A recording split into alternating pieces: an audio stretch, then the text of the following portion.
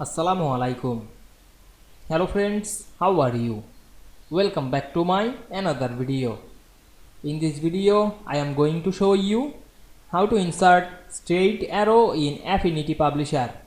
Let's get started. Firstly, go to a blank page. Then go to the Tools section and select the Shapes drop down menu, and we can see here many shapes. Now I am select the arrow tool.